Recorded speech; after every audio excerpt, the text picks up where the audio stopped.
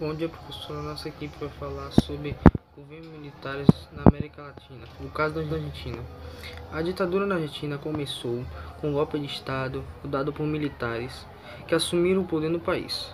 Durante sua vigência, foi um dos governos mais autoritários da América Latina, no século XX. Na segunda metade do século XX, surgiram vários governos ditatoriais na América Latina. Essas formas de governo normalmente assumiam o controle do país, geralmente através de golpes de Estado.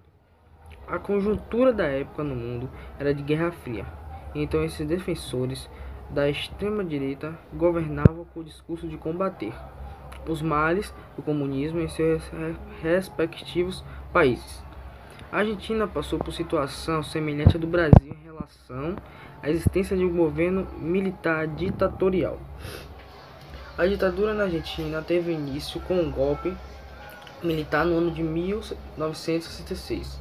O presidente Artur Illia, que exercia o cargo legalmente dentro da Constituição, foi deposto no dia 28 de junho daquele ano, e a partir de então se sucedeu uma série de governos de militares até 1973. Embora o tempo de vigência da ditadura na Argentina tenha sido de apenas 7 anos, bem menos que os 21 anos de ditadura militar no Brasil, mas foi o tempo suficiente para as várias atrocidades cometidas pelos governos autoritários. Os promovedores da justiça na Argentina, em semelhança ao Brasil, a determinavam como Revolução Argentina. Logo após a tomada de poder, entrou em vigor no país o Estatuto da Revolução, que legalizou a atividade dos militares. O intuito dos golpistas era permanecer por tempo determinado, enquanto fosse necessário para sanar todos os problemas argentinos. A nova Constituição proibia que a atividade dos partidos políticos e cancelava quase todos os direitos civis, sociais e políticos por conta de um quase constante estado de sítio. Era a derrocada da cidadania.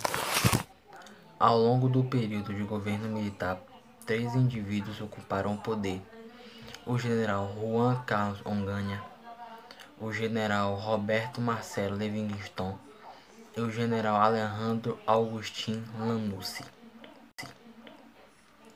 Juan Carlos Onganía governou de 1966 a 1970 e entregou o poder debilitado por conta de protestos na Argentina. Em seu lugar, a junta de comandantes em chefe das Forças Armadas assumiram o governo do país e decidiram pela indicação do general Roberto Marcelo Levingston para a presidência. Roberto Marcelo Levingston era um desconhecido militar e governou a Argentina até 1971. Pela incapacidade de controlar a situação política, econômica e social do país.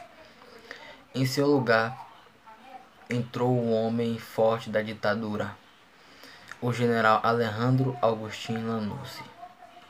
Este governou entre 1971 e 1973. Sua gestão foi empenhada em obras de infraestrutura nacional. Era vista com desgosto da população argentina. As crescentes manifestações populares causaram as eleições para o novo presidente da Argentina no ano de 1973.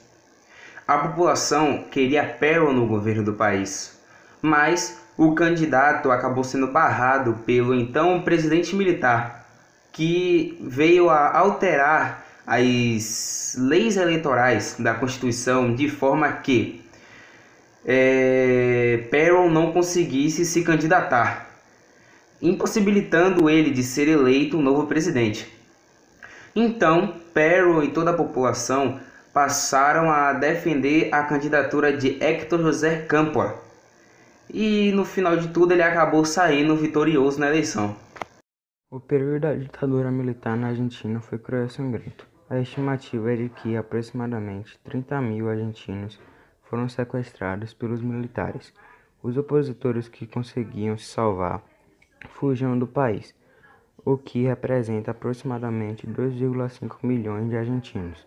Os militares alegam que mataram apenas 8.000 civis, sendo que métodos tenebrosos de torturas e assassinatos foram utilizados pelos representantes do poder. O governo autoritário deixou marcas na Argentina, mesmo após a ditadura. Com a democracia, poucos presidentes conseguiam concluir seu trabalho por causa da grande instabilidade econômica e social.